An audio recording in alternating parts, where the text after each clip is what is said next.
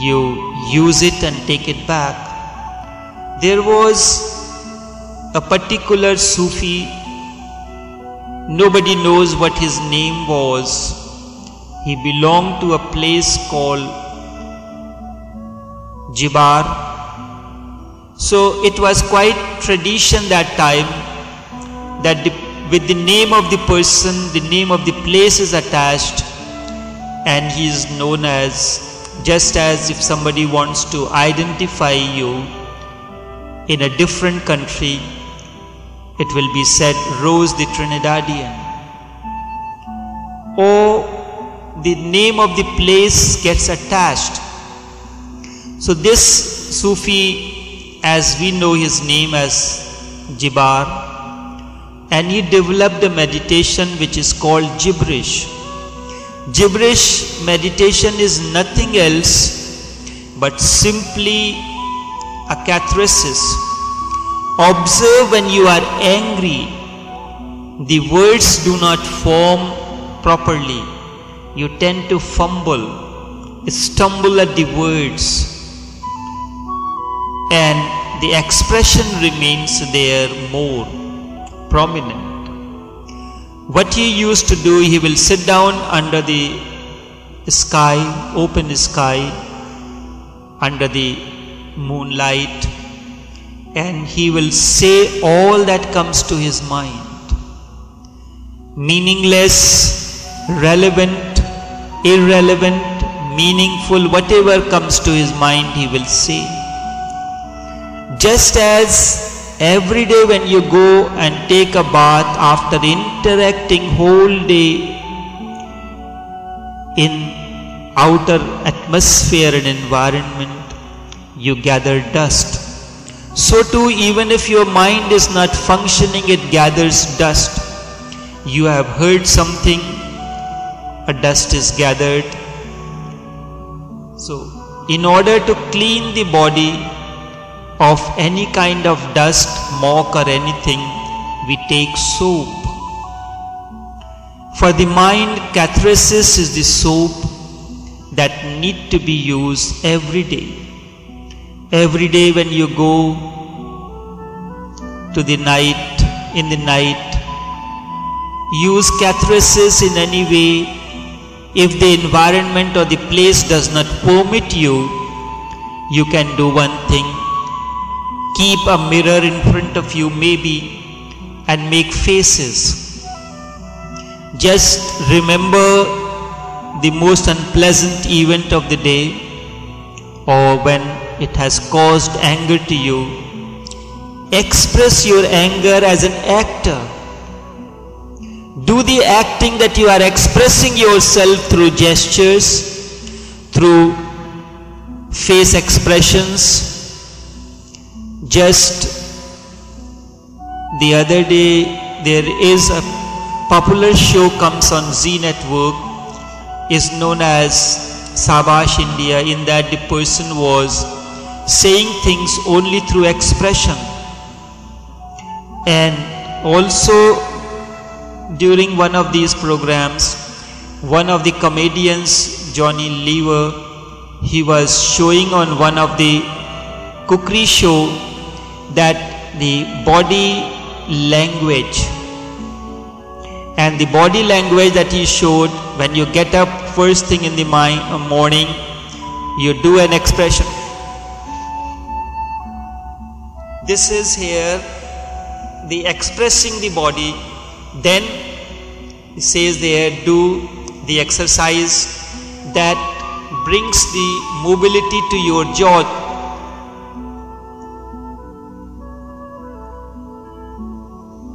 This is also a gesture of expressing yourself. You can make faces.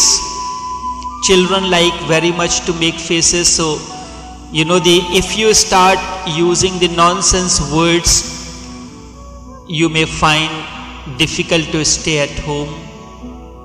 So when there is an environment, or when we have the group sessions, we can use that. So here silently we can use our expression.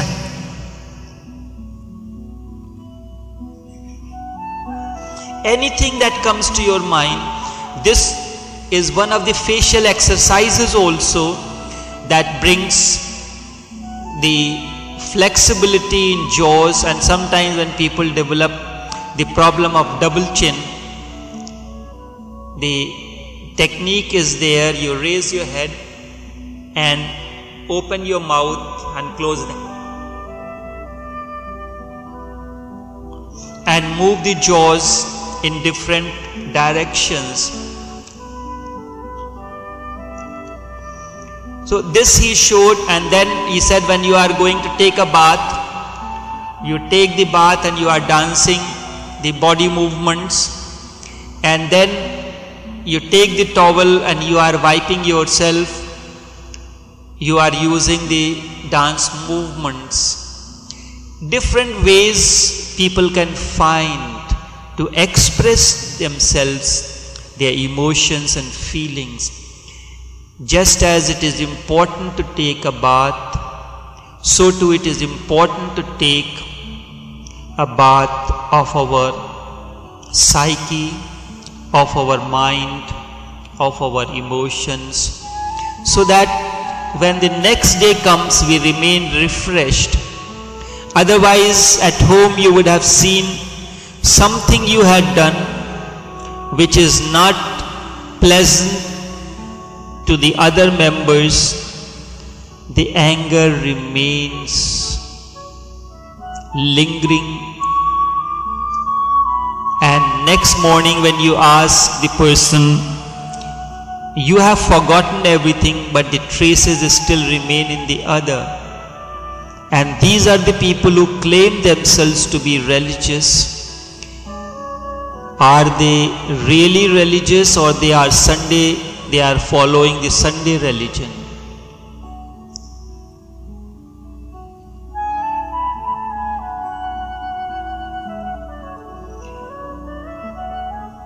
Now, when there is insight and the actions are performed full of insights, then something happens that the actions do not remain a binding on you. It becomes like dry leaves. The tree can sustain these no more, and they begin to fall.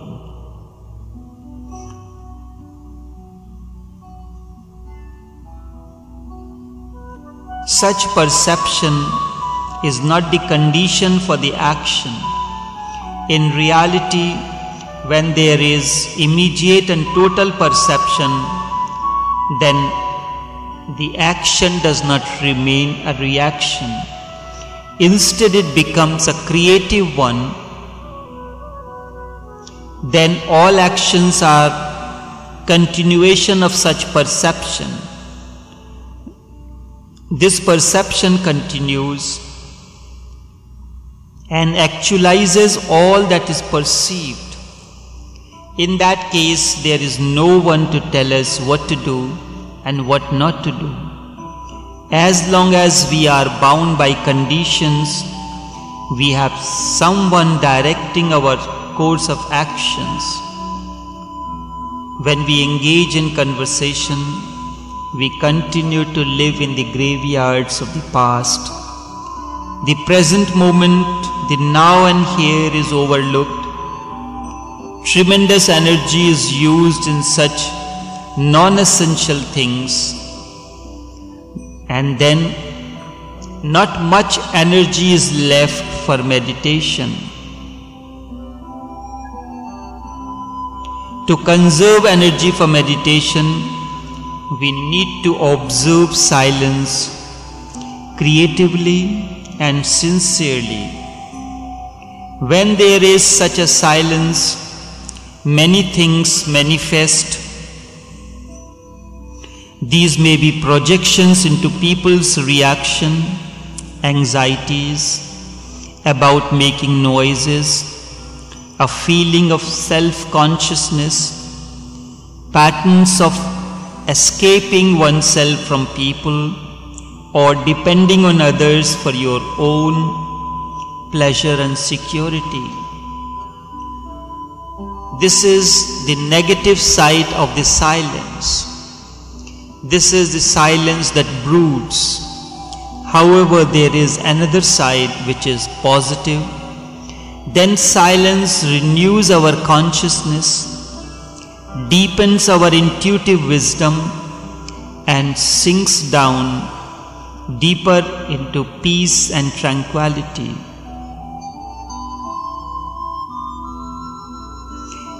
Ego enjoys random conversation as it is a sort of sleep. It is good particularly for the ego, as it always wants to engage in conversations. Remember, ego cannot survive without engaging in talks. It cannot keep its mouth shut. Ego feeds on such conversations. When you cling to psychological sleep, it will deepen your ignorance and will also obstruct all natural flow towards awakening. Psychological sleep is induced.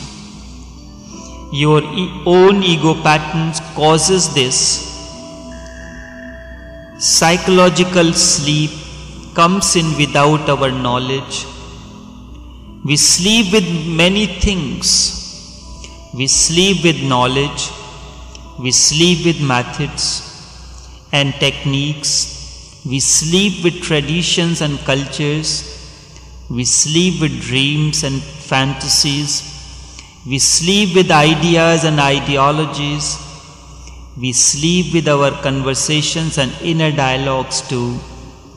This is psychological sleep, which will deepen our ignorance and also obstruct all natural flow towards awakening. We sleep with conversations and dialogues. With our inner talk, we do not look, listen, or see clearly what is happening. What is there that we do not sleep with? We almost sleep with everything, and such sleep blurs our senses. They remain unclear, non-radiant, and non-receptive. This is the reason that we need awareness to cleanse all those impurities and conditioned states. These are also called accumulated karmas. They block the natural flow of intelligence, wisdom, as well as flow of life. We have to be courteous to creative energies so that we can work with awareness and insight while we engage in day-to-day activities. Let there be awareness and insight when we are engaging in our day-to-day activities. When you are driving, you are performing your office responsibilities, let there be awareness and insight. When we allow this creative energy to work with awareness, we can maintain a silence, remain without any physical company, and also remain in touch with all that is happening both within and without at every moment. Thus all inner barriers, blockages and dust arrive from our psychophysical systems. This energy is generated when we are in sitting, walking, silence or working postures. When we attain to inward silence and there is no noise within, tremendous energy flows within, there is vitality. When such energy comes to manifest all that is negative, destructive and unhealthy state of mind, including repressed emotions, are stirred up. In this process, these are relived, but relived only meditatively. And then the process of purification can take place. This is where you are enacting those moments, reliving those moments when something has happened to you. Then this creative energy and the constructive state of awareness flow together to continue to grow with beauty, luminosity and love. Thus we can know the realities and facts simultaneously. We need to allow the explosions and explorations to do their work.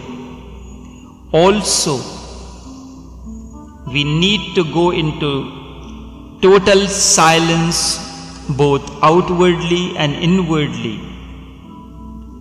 Quite often it happens that we stop outward talks, but the inner dialogue continues unabated. We are afraid that if we do not talk, we will not be able to identify ourselves and also not exist. Talking either inner or outer gives you a feeling that you are somebody. You are aware of your identity. We do not understand the nature of silence, its depth and beauty. But when you remain silent, consciously, you come close to yourself, to your being. The ego begins to lose its identity. You get scared. You feel something powerful is marching towards you. There is a strong feeling that you are going to lose your mind. You immediately cling to your mind because this is the only reality that you know. You believe that you cannot exist without mind. So you do not want to let it go. Certainly mind will fight to the last for its survival. Those who negate the actual experience and stick compulsively to all that the mind creates may make you crazy. It does not matter what others say as long as you know what is happening. You need not be concerned about the ideas, attitudes, and the way others react. I had an example when I was growing. That time I was authoring a book on economics. So you need an audience. I had a friend who was very elderly. There was almost a gap of 50 years between my age and his age. And when I used to talk to him, he never gave any suggestions. But he showed his keen interest in, as if he is listening to all that I am saying very attentively. And all he used to say through his gestures, yes, true, very true indeed. And he didn't say anything other than these three words. and you feel that as if much more is being said. This is what happens with the Master. He gives you an opportunity to say, you speak out. Because there is no response coming, then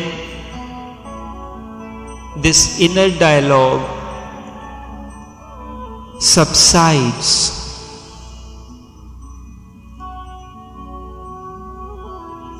You go on drowning into your inner silence and feel its depth. Quite often you feel that inner dialogue continues without a break, and it seems that it will go on. Other comes, it stops briefly. When you strive, inner noise will stop, but then you create an overweening opinion, and that it becomes a bondage to your greed and attachment.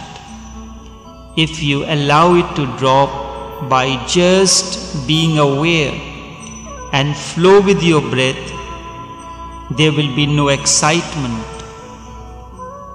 Also, you will be able to maintain equilibrium and inner equipoise, and there will be a natural flow of energy.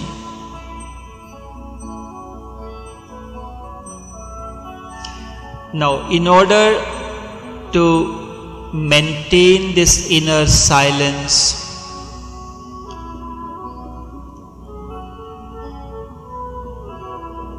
Buddha used the breath meditation.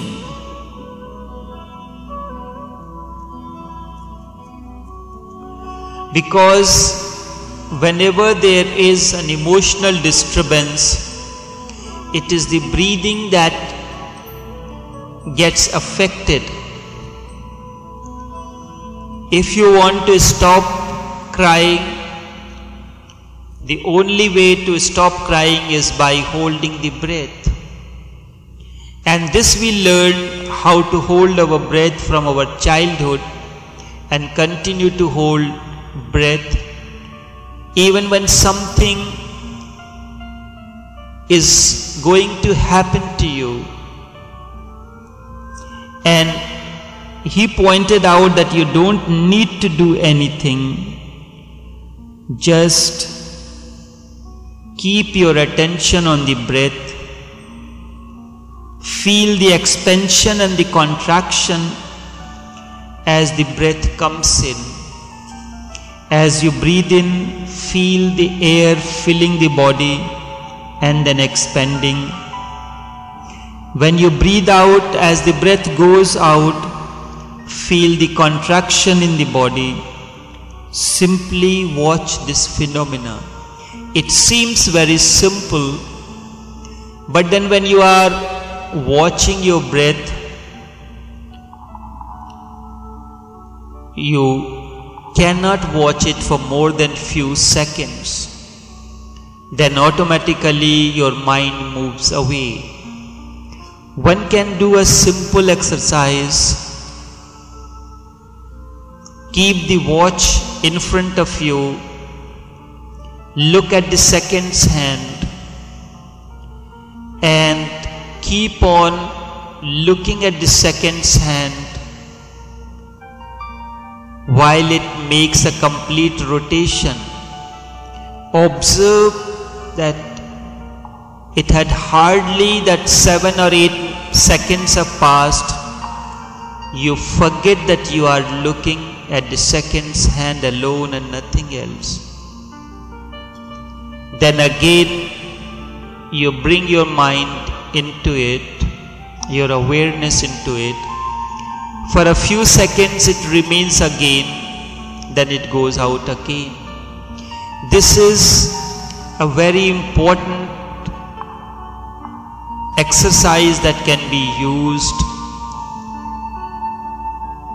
Keep the watch in front. Look at the second's hand that it moves and completes a rotation. Your resolution is that you are only looking at the second's hand and nothing else. Many times during that process, the mind will move outward.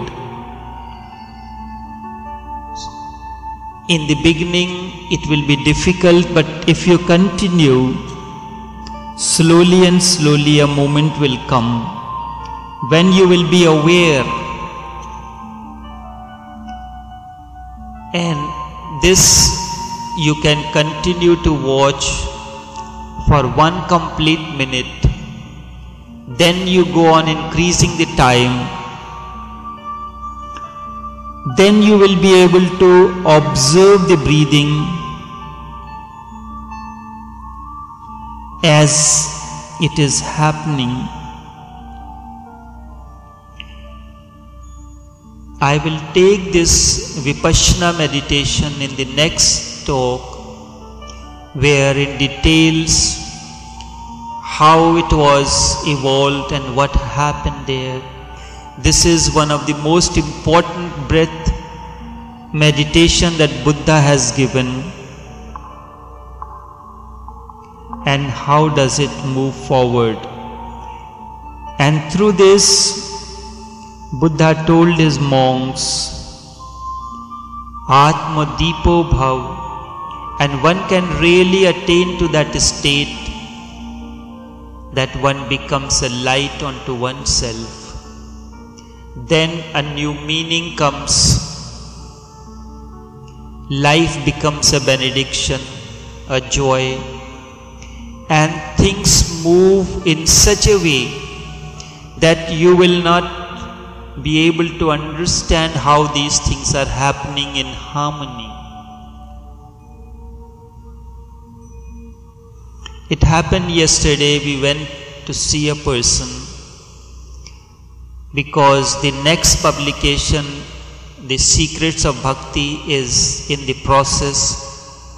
So as usual with every book, I want to present a CD. Now what will be the contents of it? I thought that we will use a meditation, and also we will use a composition which will be sung as a bhajan, because it is the secrets of bhakti as narrated by sage Narad. It is the Bhakti Sutras of Narad. So the person told me that why not compose a song. Now I asked her, I said, if you have any tal to give me, and I will use that to compose, so it gets musically arranged. And the process went on. I continued. When I came back, the regular work, then morning regular routines. Then all of a sudden, when I went and I pick up a mail from the mailbox, sat down working on the computer, all of a sudden words begin to flow. Compose that, but a little rearrangement has to be there. It is not that you are forcing it, it spontaneously happens. The word goes on, salutations to you, O Narad, 1,000 salutations to you, O wandering sage, Dev Rishi, the most precious among the rishis, I salute you 1,000 times.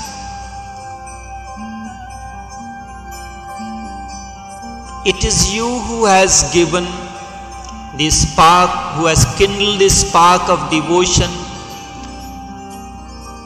in the hearts of the aspirants and thus paved the way for them. It is you who has given the vision of Shri Ram to Balmik and thus to the wider world gave composition of the eternal message of Ramayana, it is you, O sage, who has given the eternal quest of devotion. It is you who has created that insatiable quest in the aspirants and thus gave the message of bhakti to the aspirants. It is you who has given the sacred mantra of Shriman Narayan to Dhruv and thus showed him the way of prayer and aspiration. Thus he attained to the state of magnanimity and continues to enlighten all those along the path like the beacon light. The words were actually in Hindi. This I had just given you a meaning in English. You will be surprised when your energies are harmonized within, how there is no dissipation, how energized, how ecstatic, how full of joy, how celebrating you be. And in that state, whatever happens through you becomes a song, a dance, a benediction, a joy, a fulfillment unto itself. And you are a light unto yourself. Buddham sharanam gacchami, Buddham sharanam gacchami, Sangham sharanam gacchami, Sangham sharanam gacchami, Dhammam sharanam gacchami, Dhammam sharanam gacchami,